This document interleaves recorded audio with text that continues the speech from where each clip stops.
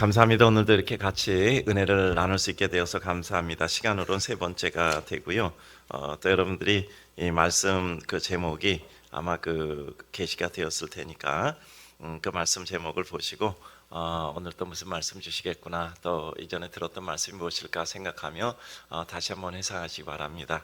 항상 우리가 공부할 때도 예습과 복습이 필요한 것처럼 항상 우리가 복습을 하고, 또 오늘 또 어떤 말씀 주실까 하고 성경도 한번 읽어보시고 또 마음도 생각하시고 오시면 더 큰 은혜를 받게 되리라 믿습니다. 오늘 제가 어저께 나와서 분들에게 제가 이렇게 선물 하나 드린다 그랬는데, 우리 들어올 때 드렸어요?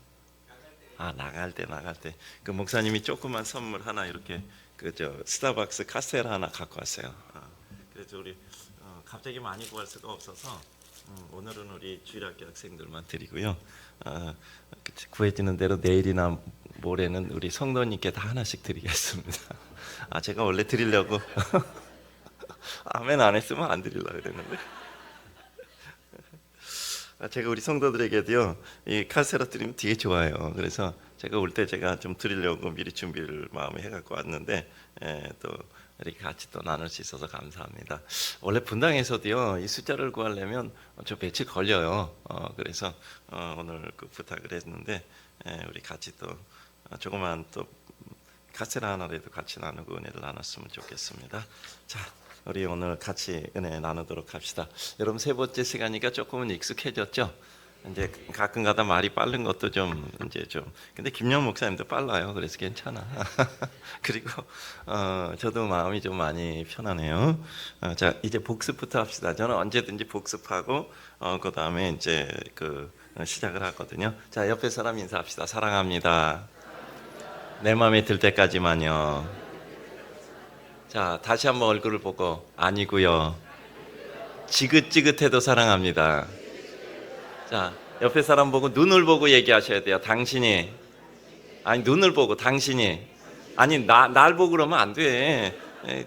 눈을 보고 당신이 사랑 같지 않아도 사랑합니다. 하나님이 내게 주셨으니까요. 그러면 우리는 사랑합니다 내 마음에 들 때까지만이 아니에요. 당신 사랑 같지 않아도 하나님이 나에게 주셨으니까 축복인 줄 알고 사랑합니다. 사랑은요 지정의 요소 중에 가장 강한 게 의지적 요소입니다. 그러니까 내가 마음이 뜨겁고 좋아서 사랑하면 그거는 한계가 있는 거고요. 의지적인 사랑, 정말 그게 사랑 같지 않을 때 어떻게 생각하시면 되는 줄 알죠? 얼굴 보셔야 돼요. 저한테 하지 말고 자, 얼굴 보세요.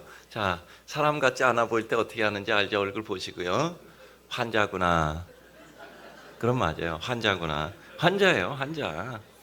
여러분 그렇잖아요. 집에 있는데 남편이 갑자기 들어오는데 그냥 아내가 갑자기 짜증을 내는 거야. 그러면 여러분들 왜 일하고 선 사람한테 짜증을 내? 이렇게 생각하면 이 사람은 이제 미숙한 사람이고, 이렇게 생각하셔야죠. 아이고, 오늘도 애들 때문에 얼마나 고생했을까. 또 애들 때문에 마음 많이 상했나 보다. 오늘도 여러 가지 정말 아이고 이게 살림하면서 또 직장 다니면서도 오늘 많은 어려움이 있었나 보다. 그러고 또 한편으로는 그럴 것도 아니면 환자 맞구나 그러고 환자구나 생각하면 환자니까 그렇지. 이따 보면 괜히 성질 내는 사람이 있잖아요. 그죠? 그 사람 환자라서 그런 거예요. 그리고 또 들어오자마자 남편이 괜히 성질내. 그러면 환자잖아. 왜냐면 밖에서 어려운 일이 있었던 거야. 뭔가 해결 안 되는 일도 있고, 또 직장 상사에게 또 스트레스 받을 일도 있고, 또 요새는 상사에게 스트레스 받는 게 아니라 아래에 있는 하급자에게도 스트레스 받잖아요. 요새 아래에 있는 사람들이 말 들어줍니까? 그냥 더 속상하죠. 나 때는 안 그런 것 같은데 왜 그럴까? 이런 생각 들면서 삶의 회의도 들고 허무주의도 들고 이런단 말이야. 그런데 되는 게 없잖아. 어떤 때는 들어올 때 늘 제가 그런 표현 하거든요. 정말 아침에 나간데 들어올 때 손에 아무것도 쥐지 못했어. 그리고 어깨는 축 처져 있고 정말 그렇게 집벨 누를 때 혹은 비밀번호 눌러서 문 열 때 그 마음이 얼마나 허무하겠습니까? 그때 남편 보면은 이렇게 생각하면 돼요. 환자구나. 맞아요. 근데 이때는 환자구나라고 말을 하면 안 돼. 그러면 또 쌈나. 속으로 이 약물과 언제오나 이렇게 얘기를 해야죠. 환자. 가끔가다 목사가 스트레스 줄 때 있어. 막 헌금 내라고 막 그러지. 새벽 기도 나오라 그러지. 또 주일날 나오라 그러지. 전도하라 그러지. 그럼 여러분 이렇게 되면 돼. 따라서 합시다. 우리 목사님이 환자구나. 환자 맞아. 환자 맞으니까 뭐 스트레스 주는 거지 뭐. 그럼 환자구나 생각하셔야 돼요. 근데 환자면 어떻게 돼야 되는가? 환자는 환자로서 돼야 돼요. 제가 그 서울에서 그 중앙병원이라고 그 큰 병원이 있어요. 거기 요새는 신방 못 가요. 병원에 병실에 못 올라갑니다. 이제 코로나 이후에는 그게 또 맞아요. 이제 다른 사람 다 이렇게 병실까지 와서 이렇게 문병하면 또 뭐 혼자 있는 방도 아닌 경우도 뭐 여러 많이 계시잖아요. 뭐 8명 있는 방도 6명 있는 방도 또 뭐 4명 있는 방도 각각인데 대부분 이제 혼자 계신 분도 있지만 그런 경우 많지는 않고 대부분 단실에 있잖아요. 보험도 되고 하니까. 근데 다 찾아와서 하면요 옆에 사람은 또 뭐 얘기하는 것도 다 들어줘야 되고 하니까 이게 힘들단 말이야. 그러니까 병실에는 역시 문병 안 가는 게 생각해도 맞긴 맞습니다. 근데 이제 코로나 때를 기해서 그렇게 돼요. 요새는 병실에 못 올라갑니다. 그래서 대들에 두고 바깥에서 만나고 이제 그래야 되는데 전에는 됐잖아요. 신발 갔어요. 근데 엘리베이터를 탔단 말이야. 엘리베이터를 탔는데 이제 신방대원이 뭐 두 명 같이 가잖아요. 있는데 여기 휠체어를 타고 이렇게 밀고 이렇게 들어오더라고요. 여자분이 휠체어를 밀고 들어오는데 분명히 봐서 그 간병하시는 분은 아니에요. 확실히 할 수 있어. 간병하시는 분은 아니에요. 이게 아낸 게 분명해. 왜냐하면 그 환자가 몸이 빼짝 말라 있어. 그러니까 병환이 좀 오래된 것 같아. 얼마나 그 안에서도 성질을 내는지 모르겠어. 그러니까 우리가 여기 신방대원인지 모르는 사람이 있잖아. 인데도 정말 성질을 내더라고. 근데 그 성질 내는 거를 가만히 받고 아무 얘기도 안 하고 있더라고.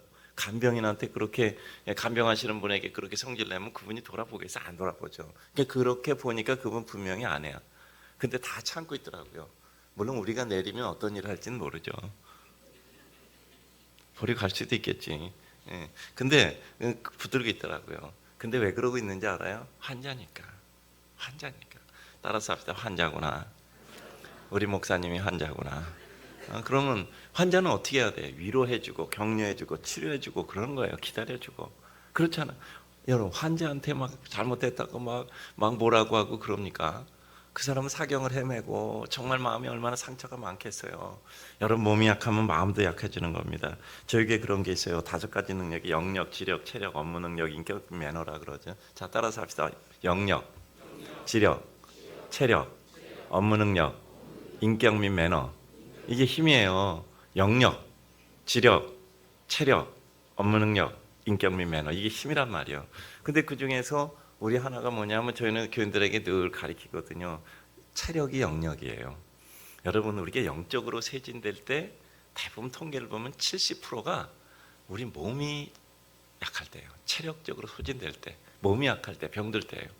그러니까 우리가 너무 몸이 힘들어. 그럼 새벽기도 나와도 기도가 안 돼.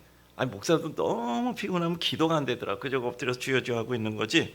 그 기도가 안 되더라고. 집중도 안 되고. 그리고 우리가 체력이 약해지고 우리가 몸이 약해지면요 마음도 위축되고 왜소화돼요. 그렇기 때문에 그 열심히 운동을 해야 돼요. 열심히 운동을 해야 돼요. 그래서 저에게는 언제 그 감상어 한번 내지 말고 체육관에 갖다 돈 내고 운동하라고 얘기했거든요. 그래서 건강해서 돈 많이 벌어 성금 많이 하라고. 맞아요. 그게 훨씬 낫죠. 아멘이 없네. 그러니까 여러분들 건강하셔야 돼요. 체력이 영역입니다. 체력이 영역이에요. 그리고 뭐 목사님 좀 환자 같으면 좀 위로해 드려야죠. 더위에서 기도해 드리고 또 목사님 뭐 그 눈이 더 커 보이네요. 뭐 이렇게 인사도 좀 하시고. 우리 교회에서 김여원 목사님 자녀는 다 알아. 근데 그래서 위로를 해 드려야 돼요. 위로를 해드려야 돼. 그리고 또 격려도 해드리고 또 그래야 되는 거거든요. 그러니까 환자구나라고 생각하는 게 나쁜 게 아니에요. 환자는 치료를 해줘야 된다는 위로하고 격려하고 용기를 줘야 되는. 환자한테 뭐라 그래요? 아무리 죽을 병 걸렸다고 얘기하겠어. 괜찮아, 나을 거야. 제가 초기 목회를 할 때 상당히 갈등이 많았어요. 정말 마지막 임종 가까운 이런 환자들도 있잖아요. 그리고 정말 병색이 짙고 이런 환자들 향해서 목사가 어떻게 기도하나? 정말 우리 뭐 이렇게 뭐 정말 그 바르게 판단하고 정말 정직하고 양심적으로 생각하면 이분을 위해서 다시 살아나게 해주십시오라고 기도한다는 게 그게 바르지 않은 것 같은 생각이 들잖아요. 그때 저는 상당히 고민이 많았어요. 내가 어떻게 기도하는 게 목사로서 맞을까? 근데 어느 날 이런 생각이 들었어요. 목사 많이 어려운 환자들 위해서 기도하잖아요. 이런 생각이 들었어요. 나는 하나님께 기도하는 것이고 나는 목사로서 하나님께 정말 간곡히 사랑을 다해서 기도하는 것이고 그걸 들어주시는 것은 하나님의 몫이 아닌가. 나는 하나님은 아니고 나는 사람이고 나는 목사인데 내가 하나님께 기도하는 것까지는 내가 할 수 있는 것인데 낫게 하시고 그 다음에 거기에 대해서 마지막까지 응답하시는 분은 하나님이 아닌가. 내가 미리 하나님도 아닌데 내가 판단해서 이 사람 나을 것이다 나지 않을 것이다 라고 결정해서 미리 생각하는 것은 이건 옳지 않다. 나는 내가 할 수 있는 일은 해야 되지 않겠는가. 마지막 순간까지 살려달라고 기도하고 마지막 순간까지 낫게 해달라고 기도하고 또 하나님의 은혜 가운데 주 역사를 이루어야 되잖아요. 한번 이런 경우도 있었어요. 중학생인데 교통사고를 당했는데 정말 굉장히 오랫동안 이렇게 거의 식물인간 같이 된다 그러잖아요. 그런 상태에 있었는데 그러더라고요. 어떻게 하겠냐고 결정을 얘기하더라고요. 그래서 제가 아니야 안 돼.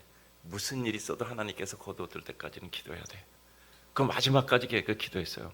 근데 그 아이가 정말 하나님의 놀라운 능력으로 정말 다시 살아나서 학교 다니게 했단 말이야. 근데 그때 그 부모가 얘기하더라고요. 그때 정말 목사님 마지막까지 기도해야 되고 결정은 하나님이 하시는 것이지 기도는 우리가 하는 것이다. 그러니까 그게 너무나 마음속에 큰 감동이 됐다는 거예요. 여러분, 결정은 하나님이 하시는 거예요. 그러나 기도는 내가 하는 거예요. 근데 내가 하나님도 아닌데 여기까지 기도하고 저기까지 기도하고 어떻게 우리가 결정하겠어요? 그러니까 우리는 하나님 앞에 정말 가엾은 어린 양으로 나와서 자비를 구하며 하나님의 은혜를 구하는 것이고 하나님이 결정해 주시면 그거는 섭리주 하나님의 은혜에 따라서 그것도 하나님의 은혜다라고 생각하고 받아들이며 이거는 코에 걸면 코걸이 귀에 걸면 귀걸이가 아니에요. 그게 믿음이에요. 그래서 우리는 오늘도 하나님 앞에 간구하는 겁니다. 자, 복습 다시 합니다. 어느 날 문득 들었으임 받음. 자, 다 같이 어느 날 문득 들었으임 받음. 이제 밤이나 새벽 중에 한 번만 나온 사람은 또 모르는 것도 있긴 하겠네. 자, 가슴 찔리나? 자, 봅시다. 어느 날 문득 들었으임 받음. 제가 말씀드렸잖아요.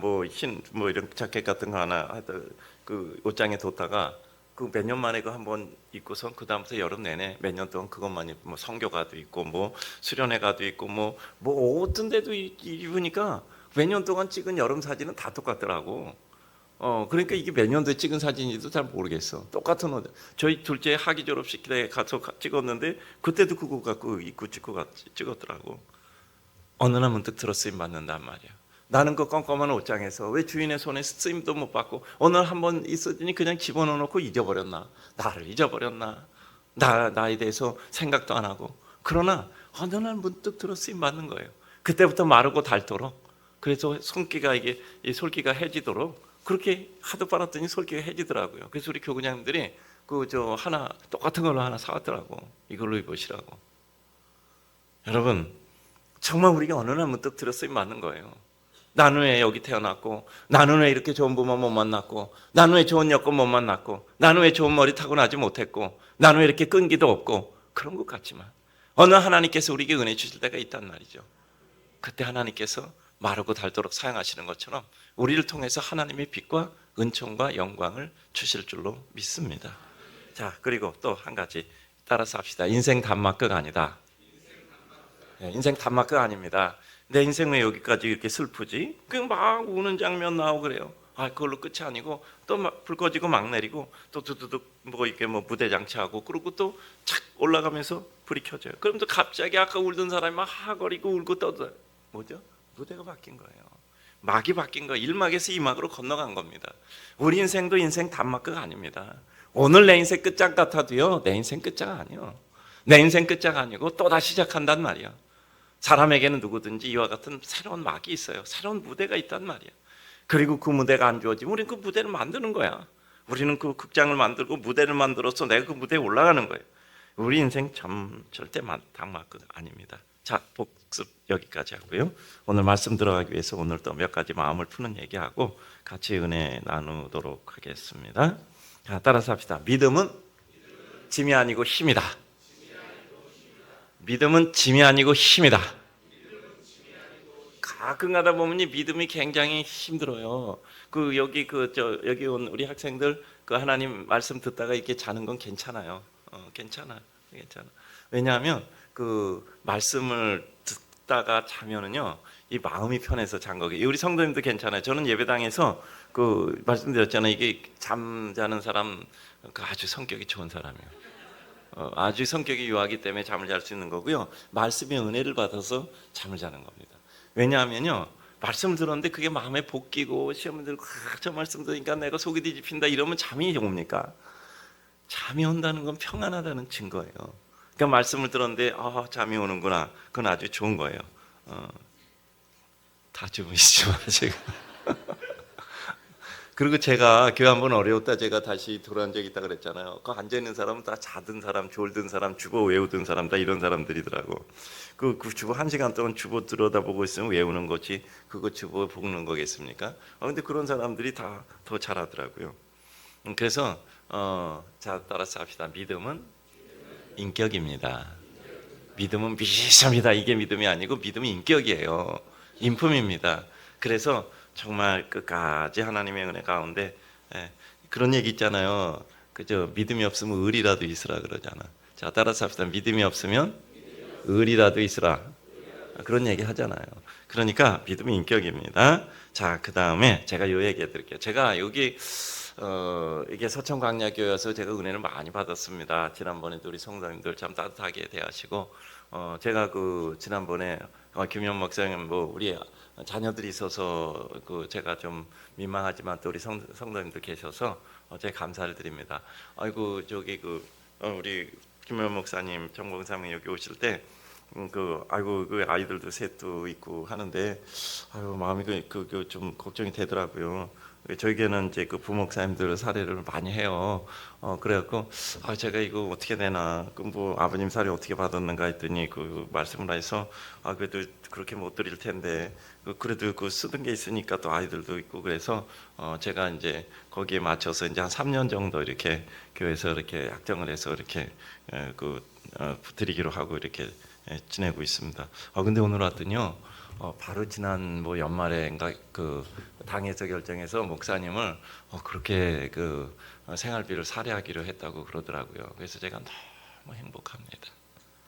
너무 행복해요. 저야 뭐 우리 정말 자식 보내는 아이 저거 17년 같이 있었다 그랬잖아요. 2년은 장학생으로 15년은 저에게 또 처음에 와서 제 비서 목사를 했거든요. 그리고 바로 수석 목사하고 그랬거든요. 그랬는데 제가 좀 마음이 안 놓이겠죠, 그죠? 애들도 많은데 마음이 안 놓이겠는데 그래서 성도님들 이렇게 정말 잘 또 이렇게 대해주신다고 하니까 제가 그냥 내가 속이 다 시원하다 제가 그랬어요. 여러분 감사합니다. 제가 속이 다 시원한 것 같아요. 그래서 제가 너무너무 감사합니다. 참 좋은 교회입니다. 좋은 교회입니다. 제가 그래도 목회 43년 했습니다. 담임 목사만 35년 했어요. 좋은 교회입니다. 제가 교회 초기에 그 기도원을 7년 올라갔어요. 토요일마다. 왜냐하면 뭐 교회 있어서는 제가 뭘 할 수 있는 여건이 안 됐어요. 처음에는 뭐 교실 한 칸 그 32평 그 상가에서 예배를 드렸단 말이에요. 그러니까 뭐 거기 조금 갈라서 주일날은 거기 영년밭이라고 뭐 평상시엔 사무실도 쓰고 했고 이제 그 앞에다 이렇게 책상 하나 갖다 놓고 있었는데 거기선 뭐 이렇게 뭐 이렇게 설교를 준비할 수 있는 여건이 안 됐어요. 그 집에 보면 저희 집에도 아이가 셋이 있었거든요. 이제 거기 오니까 둘이었었는데 조금 있다 이제 셋 되고 하나 있고 와서 몇 개로 있다가 엄마 배에 있어서 와서 그러니까 그 뭐 집에서도 설교 준비를 할 수 있는 여건들이 안 됐어요. 그래서 제가 이제 기도원을 찾아서 주변에 가다 이제 한 기도원을 정하고 거길 제가 7년을 올라갔어요.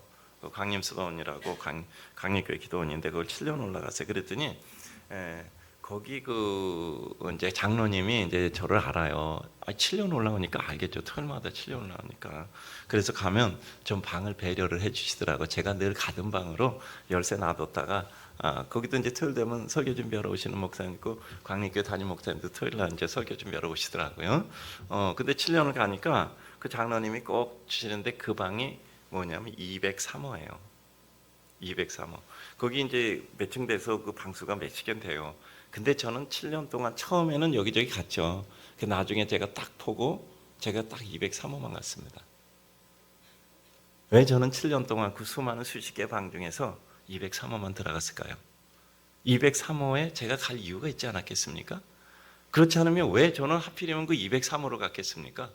거기 2층, 3층, 2층부터 방이 2층, 3층, 4층으로 이렇게 방으로 돼 있는데, 그리고 쭉 이렇게 복도 있고 하는데 뭐 똑같아요. 뭐 조그만 그 침대 있고, 그 다음에 거기 주전자 하나 있고, 그 다음에 뭐 똑같아요. 담요로 깔려져 있고, 그 다음에 의자 있고. 근데 왜 나는 203호만 갔을까요? 거기 딱 한 가지가 달랐어요. 그때는 저희 노트북 쓰고 이런 컴퓨터 쓰고 이런 시대도 아니었었잖아. 다 원고 다 손으로 쓰는 시대였어요. 제가 갖다 한 가방에다가 책 이렇게 집어넣고, 그다음에 다 집어넣고 가서, 그다음에 그 빵 한 봉지 집어넣고 가서 이제 거기 기도내 주는 밥 먹고, 또 간식으로 빵도 먹고, 그러고 가면 이제 한잠 자고, 어떤 때는요 아침에 올라가서 잤는데 이상해. 왜 이러지? 지금 이게 뭔가 좀 이상한 것 같아. 근데 깜깜절벽이었어. 내가 아침에 한 7, 8시 되면 올라가거든요. 밤 11시 반에 깬 거야. 가자마자 자서. 올라가자마자 자서 밤 11시 반에 깬 거야. 난 이상하더라. 이게 지금 뭐지? 내가 이 상황을 인식을 못 하겠어. 근데 밤 11시 반에 깬 거야. 야, 정말 밤 11시 반에 깬 거야. 야, 이거 설교 준비도 또 해야 되는데 그 생각도 있었지만 그날은 그것보다 참 생각이 많더라고요. 내가 어떻게 와서 지금 보통 열몇 시간을 잔 건가? 밥도 안 먹고 여러 생각이 들더라고요. 근데 저는 어쨌든 그 203호만 갔어요. 왜냐하면 거긴 다른 방과 다 똑같아. 딱 한 가지가 달라요. 거기 책상이 딱 경대같이 요만해. 이렇게 짧아요. 짧아. 이게 방이 이제 그렇게 크진 않으니까 침대 놓고 이렇게 큰 책상을 놓을 수가 없어요. 그러니까 딱 요 정도 될까? 요거보다 조금 폭이 이렇게 길쭉한 화장경대 같은 만한 그런 책상이 있어요. 그래서 노트 놓고 이렇게 펼쳐볼 수가 없어. 근데 여러 방을 돌아다녔는데 딱 그 방만 그 책상보다 다른 한 뼘이 넓은 좀 이렇게 넓은 책상이 놓여져 있는 거야. 그러니까 책을 좀 이렇게 펼쳐 놓을 수가 있었던 거야. 내가 보기엔 그 방이 그 책상이 망가졌던 것 같아. 그러니까 그 방은 딴 책상을 갖다 놓은 거예요. 똑같은 거를 이제 맞출 수가 없었겠죠. 기도원 할 때는 다 똑같이 세팅해 놨는데 그 방만 넓었던 거예요. 제가 지금까지도 벌써 그때 교회 초기 7년 정도 다녔으니까 지금 35년 7년인데 얼마입니까? 한 27년 정도, 28년 정도 전 아니겠습니까? 그때 그 정도. 근데 난 아직까지 그 30년쯤 전에 얘기를 지금도 난 어디 가도 하고 있다고. 왜 그런지 아세요? 거긴 책상이 딱 한 뼘 넓어. 그러니까 요만해서 요 정도 되니까 여기다 책을 좀 펼쳐 놓을 수 있는 거야. 그리고 쓸 수가 있는 거야. 여러분, 그 방은 책상이 딱 한 뼘 넓은 거에 다른 건데 책상 한 뼘 딱 넓다는 그 이유로 저한테 7년 동안이나, 여러분 생각해 보세요. 50주일이 52주인데 50주라 그러면 350번이잖아요. 350번은 저한테 선택당한 겁니다. 우리 인생도 그렇지 않을까요? 무엇인가 우리가 다른 사람과 다른 뭔가 유익을 줄 수 있는, 뭔가 힘이 될 수 있는, 뭔가 위로가 될 수 있는 그 딱 한 가지, 딱 한 뼘이 있단 말이에요. 그 한 뼘이 우리 인생의 차이예요. 그 한 뼘 때문에 그 방은 저에게 선택당한 것이고, 거기 드나든 지 벌써 30년이 넘은 이런 때도 제게 기억이 돼서 언제나 제게 교훈을 주고 있는 거예요. 딱 한 뼘 다른 겁니다. 책상이 한 뼘 넓은 거, 다른 건 아무것도 없어요. 물주전자 컵 있고, 그 다음에 거기 책상 있고, 그 다음에 그때는 처음에는 선풍기 주더라고. 근데 나중에는 이제 에어컨 달더라고. 처음에는 선풍기였어요. 나중에는 에어컨 달더라고. 그러더니 이러저러 하고 난방 똑같고, 담요 깔린 거 똑같고, 덮는 이불 담요인가 이불인가 똑같고, 그거 다른 거 아무것도 없어요. 딱 한 뼘 넓은 거야. 저는 이 서천 광야교회가 그 한 뼘이 있기를 주님의 이름으로 축복합니다. 뭔가 다른 한 뼘이 있기를 바라요. 아주 작은 거에서 모든 차이가 나는 겁니다. 저는 여기서 그 목사님 말씀 들으니까 우리 주일학교가 너무 이렇게 활성화돼서 너무 감사해요. 요새요 전국에서 주일학교 없는 교회가 약 60% 이상 됩니다.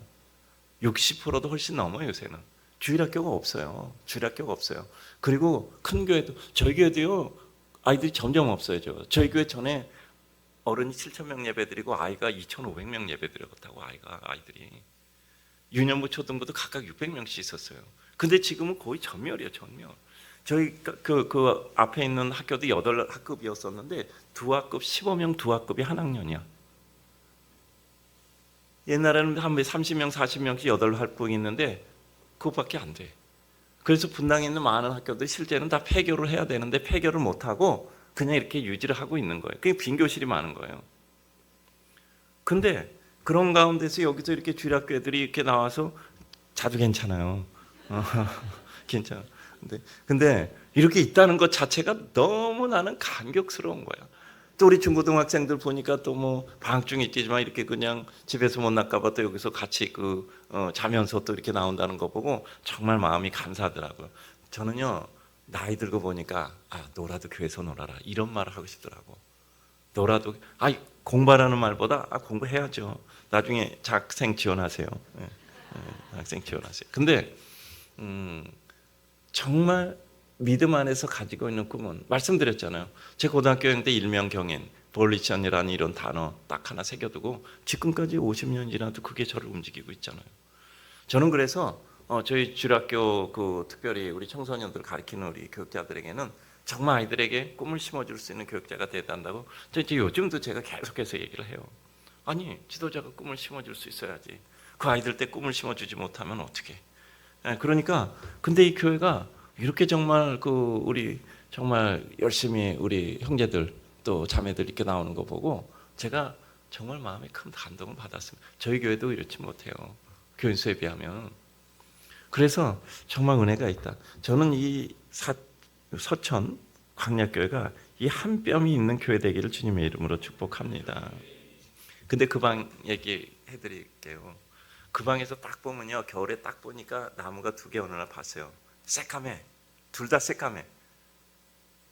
겨울에 둘 다 새까맣더라고. 근데 봄이 딱 되니까 거의 제가 하루도 안 빼고 한 주도 안 빼고 왔어요. 거기 있다가 제가 새벽 7시 옛날에 저게 1, 2, 3, 4, 5, 6부 예배를 드렸거든요. 요새는 그렇게 못 드립니다. 요새는 3부 예배만 드려요.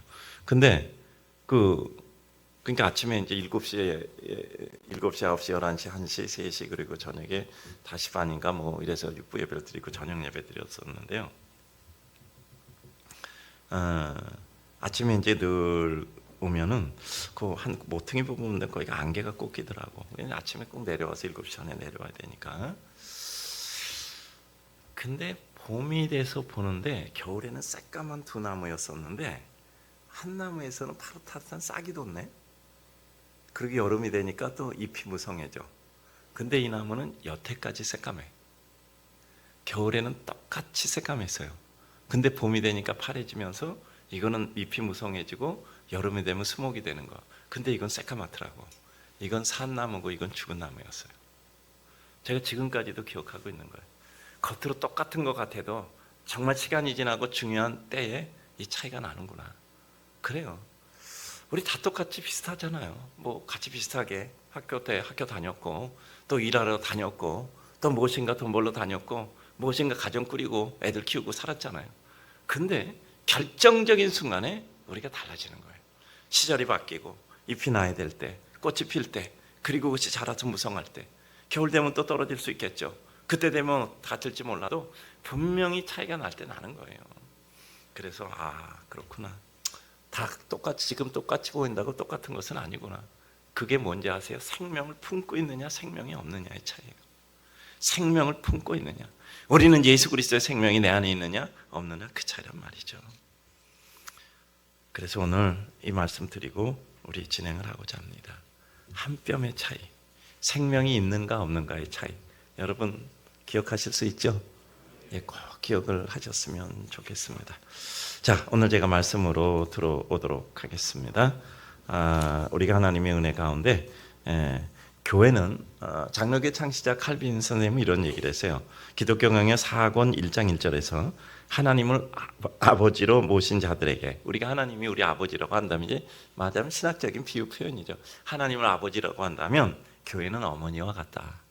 하나님을 아버지라고 한다면 교회는 어머니와 같다. 그렇게 하나님을 섬기는 백성으로 교회는 그렇게 푸근하게 은혜를 이루고 같이 격려해서 하나님을 섬겨나가는 것. 교회는 갈등 가지면 안 돼요. 여러분, 이건 여러분들 꼭 아셔야 됩니다. 교회는 영적 구도단체예요. 영적 구도단체입니다. 그러니까 교회는 누구나 구도를 위해서 오는 것이어야 해요. 그러니까 나는 어린 양으로서 주님 앞에 구도를 위해서 오는 거예요. 근데 자칫 잘못해서 교회가 사회단체처럼 내 자신을 위해서 내가 무엇인가 추구하게 되는 순간부터 달라집니다. 자아실현이라는 건 뭐냐면 내가 원하는 것을 이루고 싶어하는 마음이에요.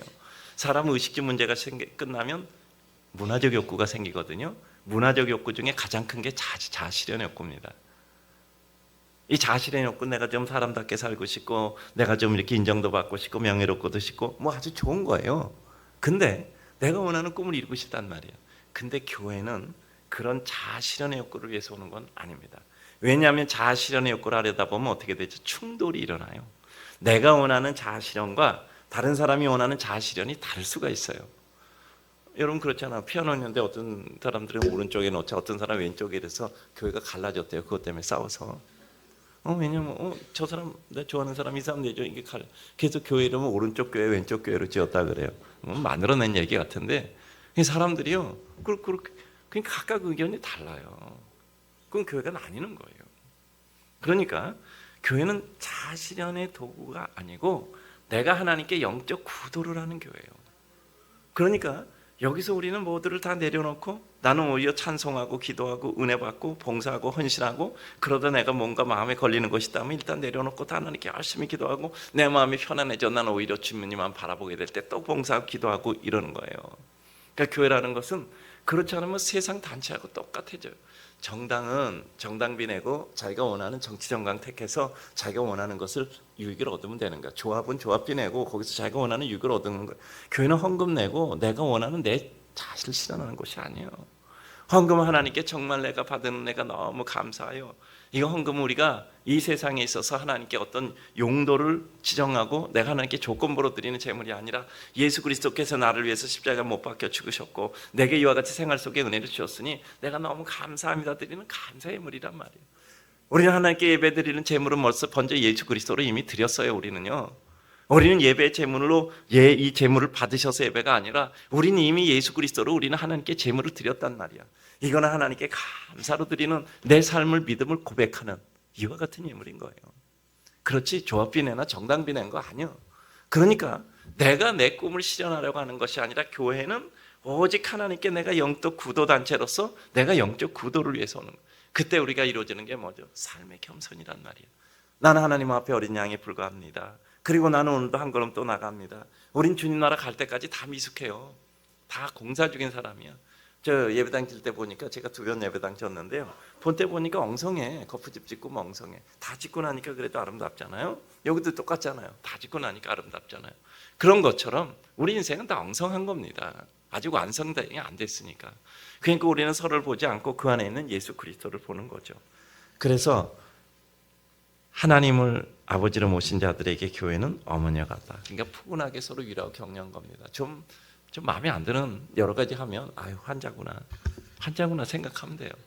환자니까 그러지 멀쩡하면 난리치겠어. 환자니까 난리치는 거지. 그렇게 생각하면요 그저 못 봐줄 사람 없어요. 그게 다 긍휼히 여기고 은혜를 이루는 겁니다. 자, 요한복음 오늘 12장 내용을 보면, 자 여러분 아시지만 제가 말씀을 이제 여러분께 드리기 위해서 잠깐 요약합니다. 예수님이 자주 들리던 같은 나사로의 집이 있었어요. 조금 좀 사정이 났던 것 같아. 예수님이 12제자 드리고 오면 13명인데 음식도 대접해 드리고 또 뿐만 아니라 또 예수님의 제자들까지도 같이 대접해 드리면서 그 집에 때로는 유숙도 하고 이랬으니까 방도 좀 여러 개 있었던 것 같아요.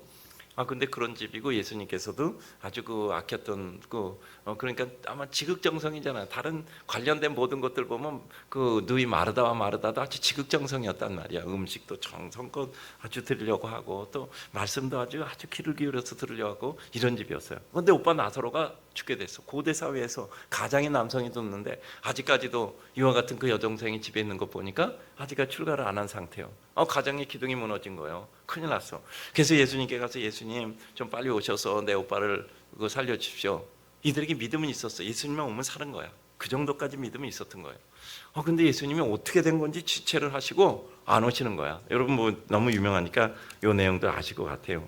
그런데 예수님이 안 오셨어요.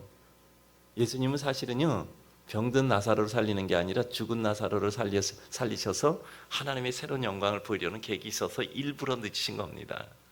우리는 나중에는 그걸 알잖아요. 근데 그때 뭐 마리아 마르다가 알겠어요. 그 예수님 오시니까 예수님께 얘기한 겁니다.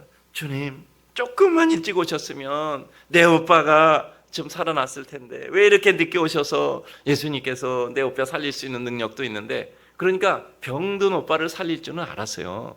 근데 죽은 나사로를 살릴지 몰랐던 거예요. 내 오빠가 이렇게 죽었습니다. 그리고 정말 울고불고 하잖아요. 그때 예수님께서 말씀하셨어요. 내가 믿으면 하나님의 영광을 보리라 라고 말씀하신 거예요. 근데 이 마르다는 무슨 생각을 했냐면, 예, 제가 압니다. 다시 부활의 날 예수님께 다시 하나님의 영원한 세계에 올 때 내 오빠가 다시 살아날 것을 압니다.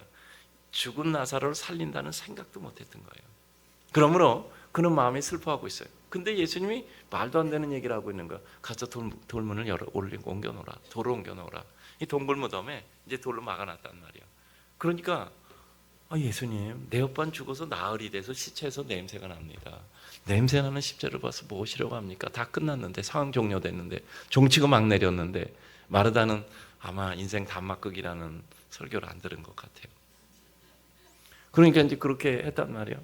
근데 예수님께서 가더니 돌을 옮겨 놓으라. 근데 마르다는 믿음은 있었던 거예요. 무슨 믿음? 예수님 말하면 거역하지 못했어요. 그렇게 하면서도 그 돌을 옮겨 놨어요. 그때 예수님께 말씀하십니다. 나사로가 나오너라. 죽은 나사로가 나을 땐 냄새난 나사로가 일어나 나왔단 말이에요. 그러니까 어떻게 했죠? 다 이제 배로 다 동겨 묶었어요. 시신이니까. 그랬더니 풀어놓아 다니게 하라. 두 가지가 다 의미가 있잖아요. 풀어놓아 다니게 해서 다녔어요. 그것으로 나사렛과 달게 많은 사람이 예수를 믿었습니다. 그 아랫부분을 보면 또 뭐가 나오는지 압니까? 이때부터 시작해서 바리새인과 서기관들과 그 당시에 기득권의 무리들이 이때부터 시작해서 예수를 죽이기로 결심했어요. 무섭죠? 이 까닭에 많은 사람이 예수를 믿었어요. 근데 그 까닭에 오히려 많은 사람이 예수를 믿은 까닭에 예수를 죽이기로 이때부터 결심했단 말이에요. 그러니까 세상에는 항상 악과 선이 존재하고 있는 겁니다.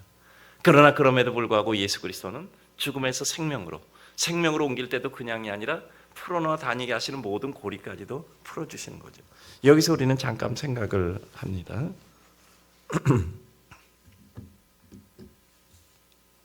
제한적 믿음을 가진 인생의 모습입니다. 여러분, 마르다 보세요.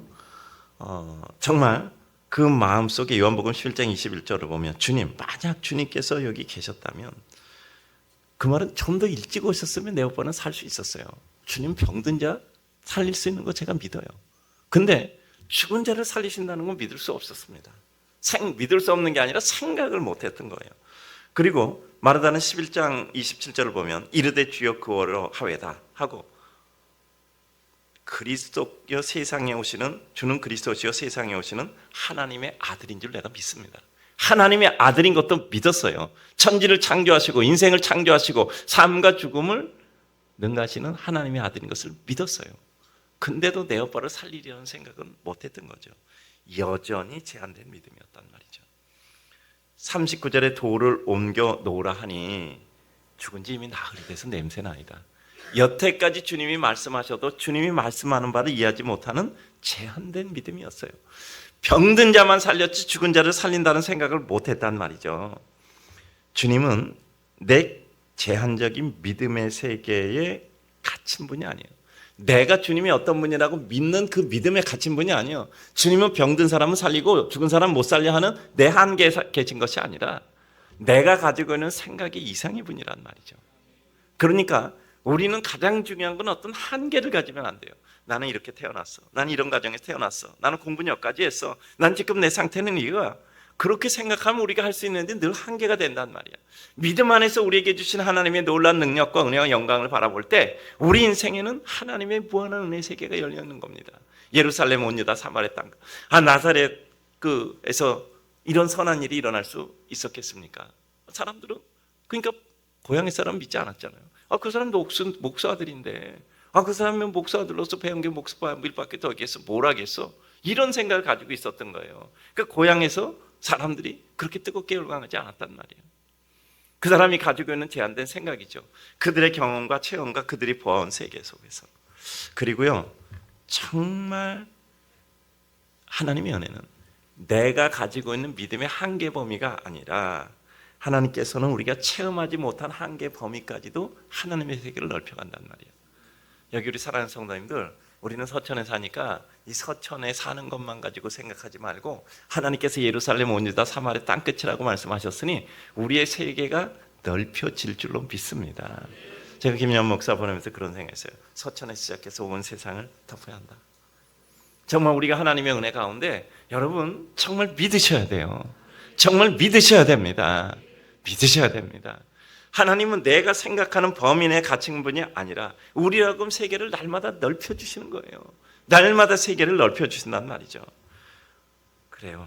우리는 언제나 하나님의 은혜 가운데 내 믿음의 제한 속에 하나님은 갇혀있지 않은 거죠.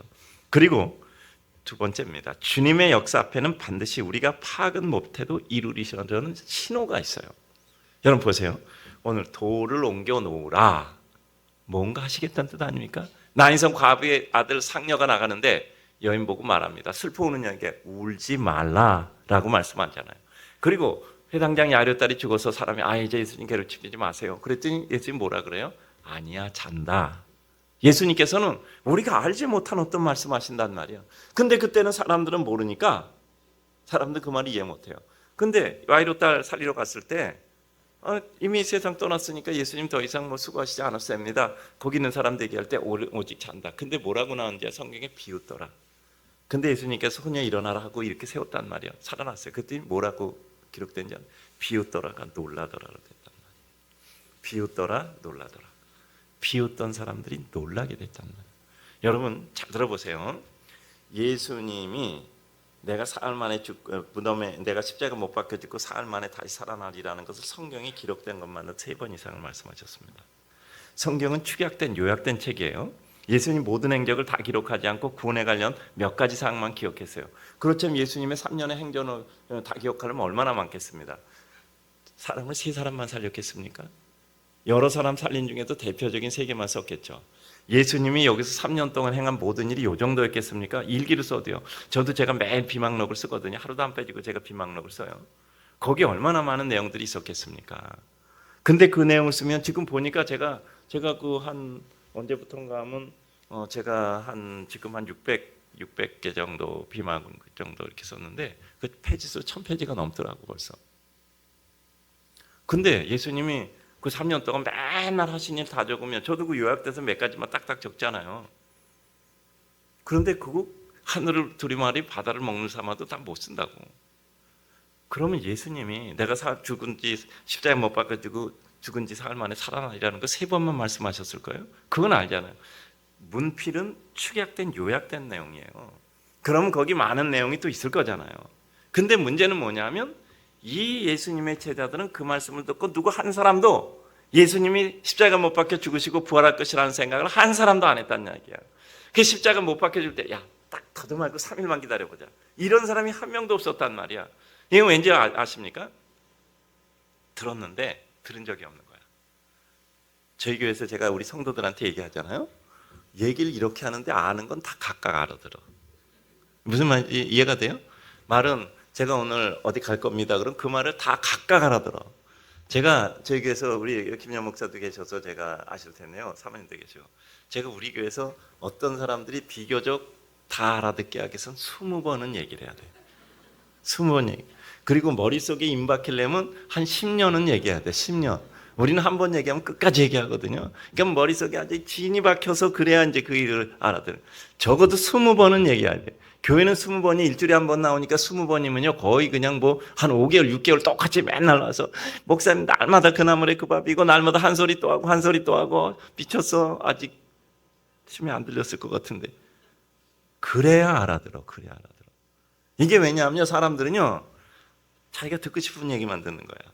그리고 깨닫고 싶은 얘기만 깨닫고 자기가 원하는 얘기만 들은. 여러분 사람이 이렇게 싸우잖아. 내 그때 말했잖아. 내가 그렇게 말했잖아. 그러잖아. 근데 저는 들은 적이 없어. 내가 말해도 그 사람 들은 적이 없는 거야. 또 어떤 데라면 당신 그런 말 안 했어. 그러면 자기는 얘기 진짜 안 한 거야. 근데 자기가 말했다고 믿는 거야.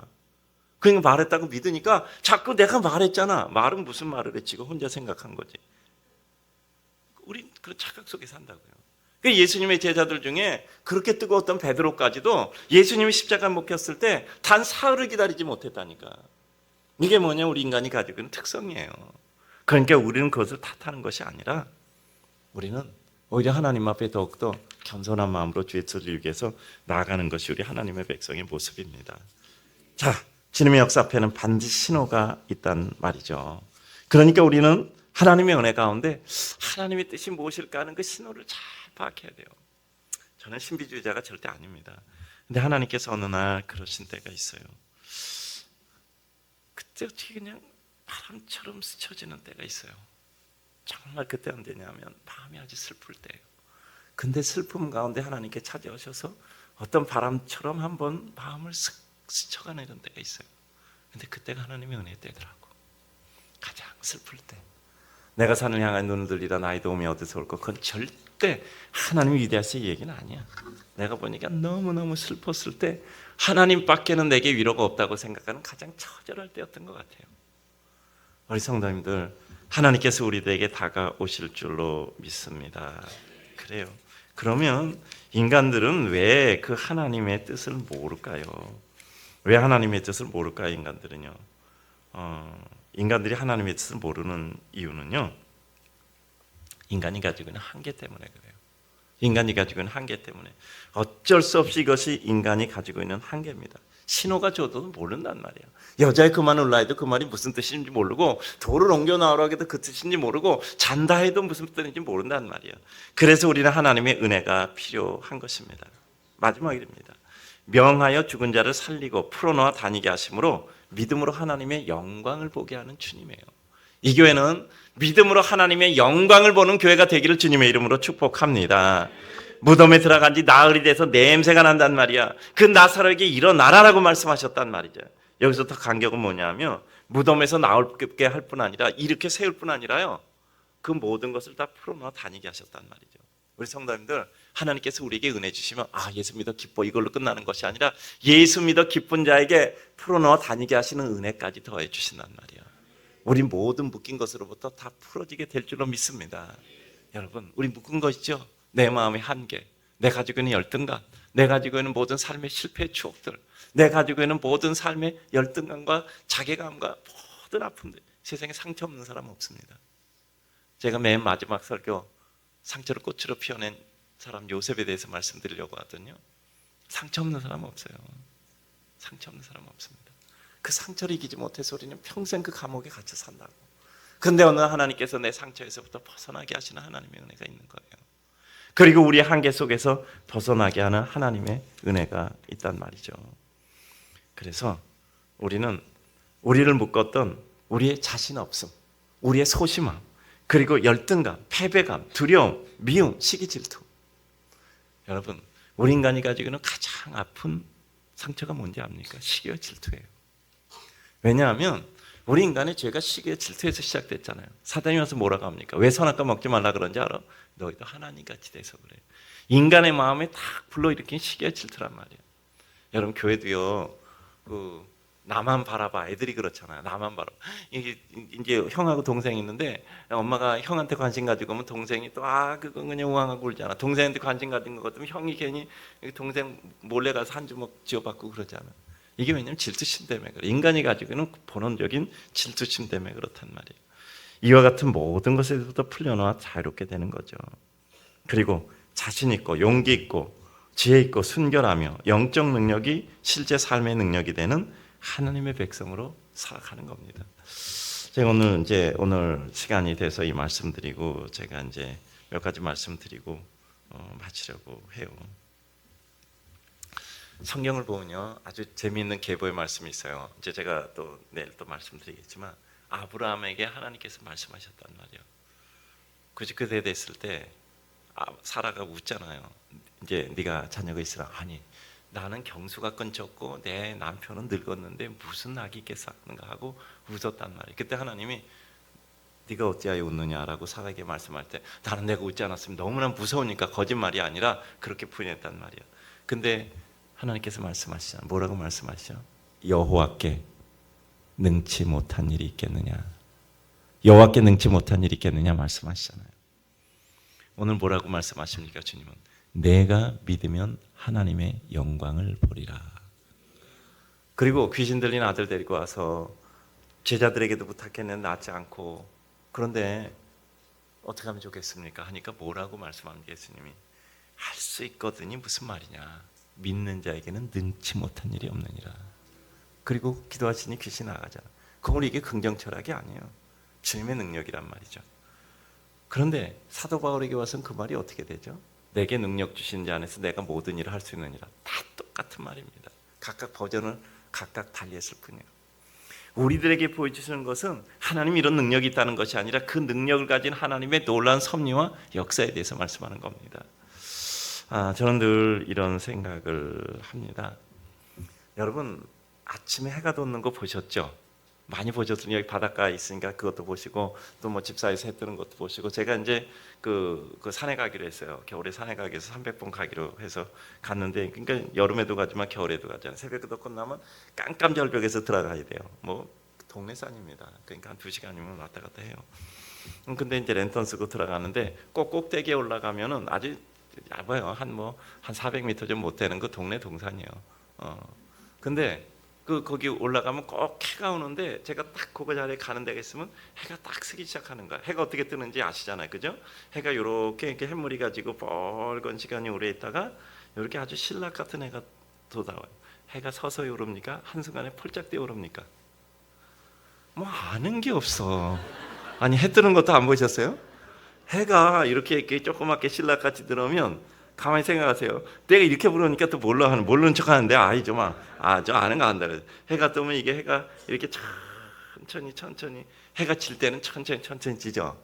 근데 해가 뜨는데 천천히 솟아요? 아니면 이따 금방 쑥 올라오니까? 쑥 올라오죠. 단숨에 올라옵니다.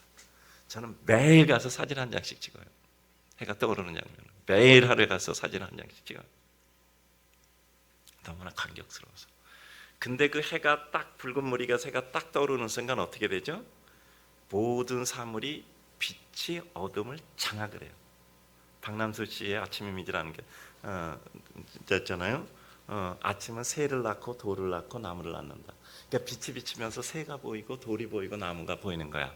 그러니까 그 어둠 속에서 아침은 새를 낳고 돌을 낳고 나무를 낳는다. 뭐 이렇게 이제 시적으로 표현한 건데, 저는 그 장면을 보면요, 이 장면을 한마디로 표현하는 단어는 장악이에요. 빛이 어둠을 장악하는 거야. 단번에 그 빛이 어둠을 장악해서 어둠의 세력은 단번에 사라지고, 그 다음부터 모든 사물이 형체를 찾고 질감을 찾고 양감을 찾아요. 모양을 찾고 그 볼륨을 찾고 그리고 색깔을 찾고, 거기서 느낀 모든 분위기와 주변을 찾는단 말이에요. 그러니까 어둠 속에서 그 단번에 해가 뜸으로 말미암아 어둠을 물리치고 빛의 세계에서 모든 모양과 기쁨과 감격을 주는 거예요. 근데 이 해 뜨는 거 볼 때 늘 그런 생각이 드는 거예요. 여러분 혹시 그 어린이들 도그다메리 친구들 라이언 킹 만화영화 보셨어요? 라이언 킹.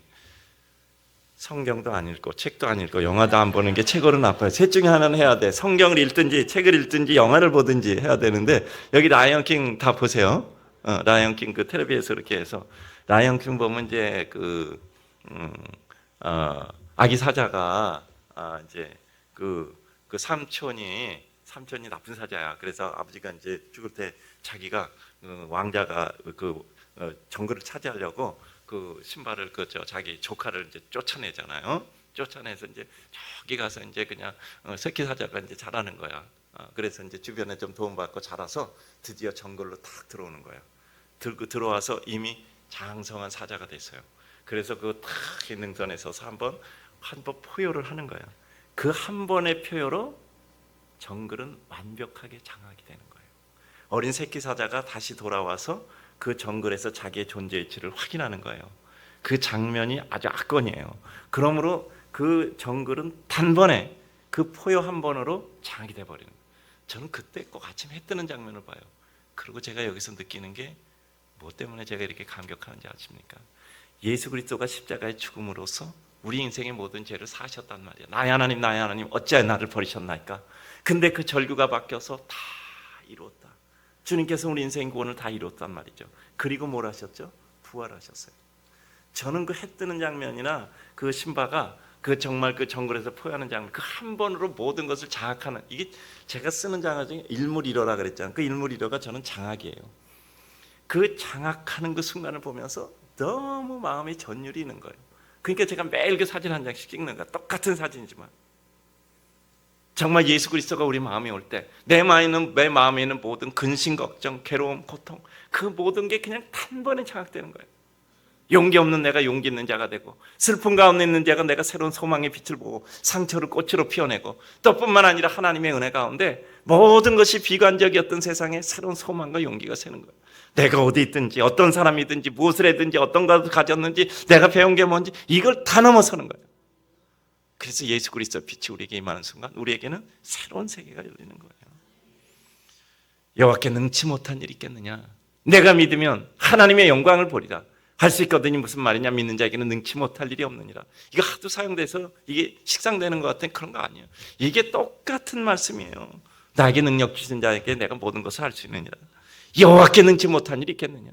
그냥 구절만 봐도요 가슴이 뛰는 거예요. 여러분, 우리 스스로 제한하지 맙시다. 주님은 내 아빠를 병든 자를 고칠 수는 있는데요, 죽은 자는 못 살립니다. 우리 생각이죠. 주님, 다른 건 하시지만 이건 안 됩니다. 우리 이렇게 생각할 수 있잖아요. 그건 우리 생각. 주님께서는 아니, 딸이 죽었다고 하는데 예수님이 잔다 그러는 거야. 아니, 자다니 죽었잖아. 그건 인간의 생각이고, 주님은 삶과 죽음을 능가하니까 그 단어 아무것도 아니에요. 여기 무거운 게 놓여 있어요. 여기 그 돌멩이 발덩어리 50kg짜리 하나 갖다 놨다 그래봐. 이거 가져가세요. 그러면 여러분 가져가겠어요? 아니, 제가 갑자기 허리가 아팠어요. 안 가져갈 거잖아, 그죠? 돌멩이 가져가면 가져가겠어요? 근데 여기다 금덩어리 50kg 갖다 놔봐. 이거 들 수 있겠어요? 허리 아프시잖아요. 아니요, 나 허리 다 났어요. 생각하기에 따라서 달라진다 이 말이죠. 예수 그리스도가 우리에게 진정한 생명이고 능력이면 우리 인생은 달라지는 거예요. 우리 성도님들, 마서키, 저도 요 숙소에 있으니까 제가 이런 키 제가 받아갖고 주머니에 넣고 다니잖아요. 이거 갖다 하면 제 방만, 다른 방 해봐도 열리지도 않아. 근데 내가 문 잠궈놓고 깎아 놓고 짤깍 잠겨서 프론트 가서 그 직원이 온단 말이야. 그 키는 모든 게 다 입력돼 있어. 그 숙소에 되는 모든 게 다 입력. 그러니까 아무 방이나 눌러도 다 열린단 말이야. 그걸 마서키라 그러잖아요. 그게 본질이에요. 우리의 본질. 우리 슬픔을 뭘로 해결해요? 예수로. 우리의 기쁨을 무엇으로 얻어요? 예수로. 우리의 풀린 모든 실타래 같은 삶의 관계를 뭘로 풀어요? 예수로. 우리의 꿈을 뭐로 이뤄요? 예수로. 예수가 우리의 본질이에요. 예수가 우리의 마서키예요. 말씀드렸잖아요. 뭐 가게 가서 뭐 한 가지만 가지세요. 그러면 우리는 뭘 가질까? 내가 제일 좋아하는 거 뭘까? 제일 비싼 거 뭘까? 고민할 필요 없어요. 보석사에 가서 제일 비싸 보이는 보석 하나 들고 오면 돼. 왜냐하면 그거 팔으면 다른 거 10개, 100개도 살 수 있어. 그 한 가지를 집어야 돼. 우린 뭘 집어요? 뭘 집어요? 예수 그리스도. 예수 그리스도. 예수 그리스도. 내 생명을 살려주시고 나오너라 하고 이렇게 셀 뿐 아니라 풀어놔 다니게 하라. 내가 맡겼던 내 모든 빚 가운데, 부채 가운데서 일어나오게 하고, 나의 모든 원한의 관계에도, 나의 모든 미움의 관계에도, 나의 모든 아픔의 상처 속에서도, 나의 모든 평생 동안 실패했던 내 삶의 모든 고초 속에서도 우리는 다시 일어나 나오는 거예요. 우리 사랑하는 모든 우리 식구들에게 하나님의 은혜가 함께 하시기를, 그리고 또 우리 어린이들에게 하나님의 은혜가 함께 하시기를, 우리 청소년들에게 하나님의 은혜가 함께 하시기를 주님의 이름으로 축복합니다.